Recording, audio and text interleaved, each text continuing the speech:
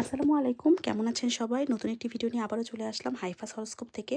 তো আজকের ভিডিওটা না অল অ্যাবাউট স্কিন কেয়ার। তো অনেকদিন ধরে ভাবছিলাম যে আমার একটা হাইড্রা ফেশিয়াল করা খুবই দরকার, কারণ স্কিনের অবস্থা অনেক বাজে হয়ে গেছে। বাট নির্ভরযোগ্য কোনো পার্লার পাচ্ছিলাম না বা পরিচিতর মধ্যে কোনো পার্লার পাচ্ছিলাম না। তো অবশেষে একটা পরিচিত আপুর খোঁজ পাইছি। তো এই কারণে কালকে গিয়েছিলাম সেখানে। তো আপুর না ফেসবুকে একটা পেজও আছে। তো পেজের লিঙ্কটাও আমি ডিসক্রিপশন বক্সে দিয়ে দিয়েছি। কেউ যদি করতে চান তো আগে থেকে আপুর সাথে কন্ট্যাক্ট করে অ্যাপয়েন্টমেন্ট নিয়ে নেবেন। আসসালামু আলাইকুম। তো এখন আমি যাচ্ছি হাইড্রা ফেশিয়াল করতে। অনেকদিন ধরে চাচ্ছিলাম যে একটু ফেশিয়াল করব, বাট কোনো ট্রাস্টওয়ার্দি এখানে কোনো পার্লার পাচ্ছে না। অ্যাকচুয়ালি ট্রাস্টওয়ার্দি না, এখানে সব পার্লারই ট্রাস্টওয়ার্দি, বাট অনেক এক্সপেন্সিভ। বাট টাকা অনুযায়ী সার্ভিস কেমন দিবে এটা আমি জানি না দেখে মানে সাহস করি নাই। বাট একটা পরিচিত আপুর থ্রুতে একটা পার্লারের সন্ধান পাইছি, এবং সব থেকে মজার কথা হচ্ছে পার্লারটা একটা বাঙালি আপুর। মানে আর এই যে ওয়েদারের অবস্থা দেখে মেজাজটাই খারাপ হয়ে গেছে। মানে এখন বুঝতেছি যে ইউকের মানুষ কেন এত ডিপ্রেশনে ভুগে। কারণ সকালবেলা উঠে যদি এরকম একটা ওয়েদার দেখা হয় তাহলে কেমন লাগবে। সারাটা দিন এরকম, মানে লাস্ট কবে যে সূর্য উঠছে আমি ভুলে গেছি। আর আমার সাথে না আমার জামাইরও যাওয়ার কথা ছিল, কিন্তু আনফর্চুনেটলি ওর এক্সট্রা শিফট পড়ে গেছে, তো he had to go. Haifa, Haifa, মামা শোনো, এই তাকাও মামা, শোনো, আমরা যেখানে যাচ্ছি ওখানে হচ্ছে আমার ফেসিয়াল করবে, ঠিক আছে? তুমি চুপ করে থাকবা, গিয়ে ঘুমায় পড়বা, ঠিক আছে? আম্মু প্লিজ তোমার দুইটা পায়ে পড়ি। হাই ফাই, দেখো তোমার পা ধরছি, হ্যাঁ? আম্মু, আল্লাহ, ওদিকে আমাকে 2 টাকার দাম দিতেছে না, এমনিও দেয় না দাম। আম্মু, হাইফা, হাইফা, আম্মুর কষ্ট বুঝবো না তুমি? হাইফা, আম্মুর কষ্ট বুঝবো না, ওখানে একটু ঘুমে দিও প্লিজ। আম্মু প্লিজ, তুমি টানা 2 ঘন্টা সুন্দর একটা ঘুম দিবা। ঘুম থেকে উঠে দেখবা আম্মু একদম ফসা সাদা হয়ে গেছে, ঠিক আছে? ওকে, আম্মু নায়িকা হয়ে যাবে, ঠিক আছে? আর আমরা বাসে উঠে পড়ছি। হাইফাই এরকম বাইরের পরিবেশ দেখতে দেখতে যাচ্ছিল। মানে ও একবার আমার কোলে, একবার পাশের সিটে, একবার হচ্ছে বাসের ফ্লোরে, এরকম সার্কাস করতে করতে যাচ্ছিল। তো প্যাসেঞ্জাররাও খুব এন্টারটেইন হচ্ছিল, ওকে দেখে হাসতেছিল তারা। আর এই যে আপুর বাসায় চলে আসছি। আপুর বাসার লোকেশনটা খুবই ভালো একটা জায়গা, এটা হচ্ছে সিটি সেন্টারে। আর বাসায় ঢুকে আপুর এই কিউট একটা পার্লারের সেট আপটা দেখে আমার এত ভালো লাগছে, তো আমি বললাম যে আপু আমি একটু ভিডিও করে ফেলি, হ্যাঁ? আর এই যে এখন দেখাবো আমার বিফোর ফেসিয়াল লুক। তো আপু এখানে ফেসিয়ালের সব কিছু রেডি করে ফেলছে। আর আমিও হাইফাকে তখন ঘুম পাড়ায় চলে আসছি মানে ফেসিয়াল করার জন্য। তো আপু একটা একটা করে ওই যে প্যাকগুলো আমাকে যখন লাগাচ্ছিল না, কি একটা ঠান্ডা ঠান্ডা একটা ফিল পাচ্ছিলাম। আমার তো এত ঘুম আসতেছিল, মানে হাইফার টেনশন না থাকলে আমি মনে হয় ঘুমায়ে পড়তাম।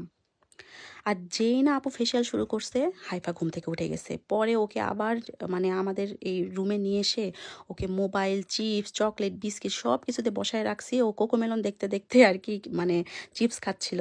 বাট তারপর আমার মাথার মধ্যে টেনশন ছিল, এই বুঝি কান্না করে, কারণ একটু পরপর এসে এসে ঘ্যান ঘ্যান ঘ্যান ঘ্যান করতেছিল, ছোট মানুষ তো। তো এই কারণে আর কি আপু একটু তাড়াতাড়ি করে আমাকে করে দিচ্ছিল। আপু বলল যে আপু হাইফাকে যদি না নিয়ে আসতেন আমি আপনাকে আরও অনেক টাইম নিয়ে করে দিতাম, কারণ হাইড্রা ফেসিয়ালে কিন্তু অনেক টাইমই লাগে, 1-1.5 ঘন্টার মতো। সো বাচ্চার যদি কারো থাকে না নিয়ে যাওয়াটাই বেটার আমার মনে হয়, মানে নিজের এক্সপিরিয়েন্স থেকে বলতেছি।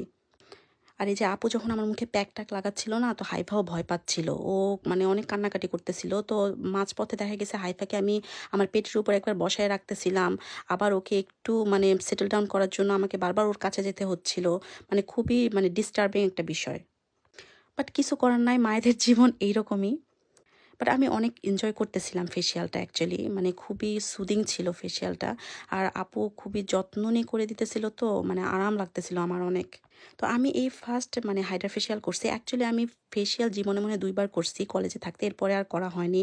মানে বাংলাদেশে থাকতে না ওই টুকিটাকি বাসায় যে ওই যে প্যাক ট্যাক বানায় মুখে দিতাম, ওইটাই দিতাম, তো স্কিন তখন ভালো থাকতো। বাট ইউকে আসার পর তো স্কিনের অবস্থা 12টা বেজে গেছে। দেশে থাকতে মনে করতেছিলাম যে বাবা সাদা চামড়া দেশে যাইতেছি, স্কিন না জানে একদম সাদা হয়ে যাবে। বাট ধারণাটা একদমই ভুল। এখানে আসলে বোঝা যায় যে স্কিনের যে কি হাল হয়। এটা আমি না, সবাই এই কথা বলে যে সবারই স্কিনের এরকম বাজে অবস্থা। তো ফেসবুকে না আমি কয়েকটা দেখছি আর কি এরকম সবাই হাইড্রা ফেসিয়াল করতেছে। তো তখনই দেখে আমার মানে মনে আশা জাগছে যে না, আমি একদিন হাইড্রা ফেসিয়াল করব। তাহলে একদম মুখটা ভেতর থেকে ক্লিন হয়ে যাবে। আর এই যে আপু যখন এই স্টিমটা দিছে না, সুন্দর একটা আমি লেমনিশ লেমনিশ একটা মানে ফ্লেভার পাচ্ছিলাম, গন্ধ পাচ্ছিলাম। তো অনেক রিফ্রেশিং লাগতেছিল আমার কাছে।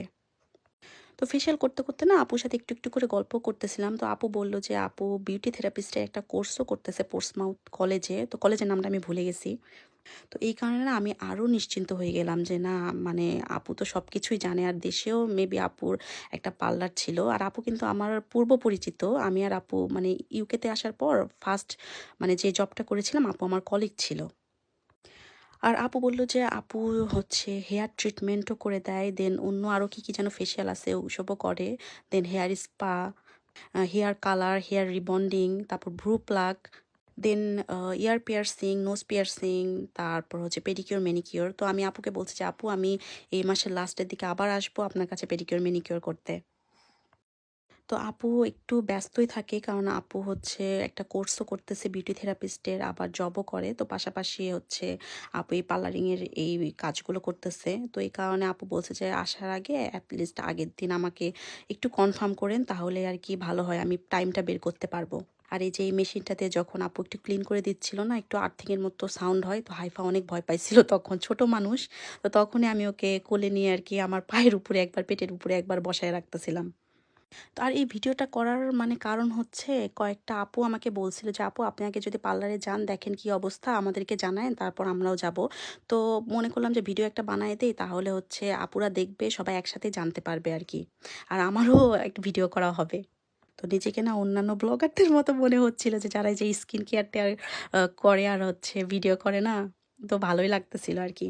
আর এই যে আমার ফেসিয়ালটা শেষ, আপু এখন আমার মুখে ক্রিম দিয়ে দিতেছে, তারপরেই শেষ হয়ে যাবে ফেসিয়াল করা। তো পরে নিজেকে আয়নায় দেখে তো খুব আমার ভালো লাগলো যে স্কিনটা একদম ক্লিন হয়ে গেছে।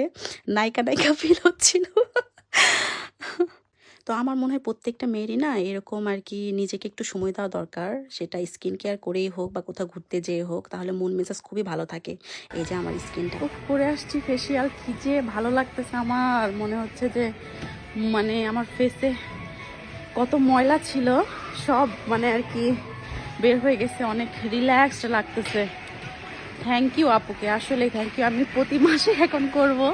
তো আমার জামাইকে তাই ফোন দিয়ে বললাম যে প্রতি মাসে আমি এখন হাইড্রা ফেসিয়াল করব আর হচ্ছে পেডিকিউর, ম্যানিকিউর করব। তো বলছে আচ্ছা ঠিক আছে, ইটস ওকে, সমস্যা নাই, জামাইয়ের টাকা তো খসাইতে হবে।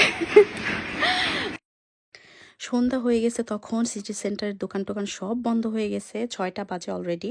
তো আমি আর হাইফা না ক্রিম বান খেতে খেতে বাস স্টপেজের দিকে আসতেছিলাম। তো বাসায় চলে আসবো। তো আজকের ভিডিওটা এখানেই শেষ করব। আমার ভিডিওটি ভালো লাগলে অবশ্যই লাইক, কমেন্ট, শেয়ার করবেন। আমাদের জন্য দোয়া করবেন। আল্লাহ হাফেজ।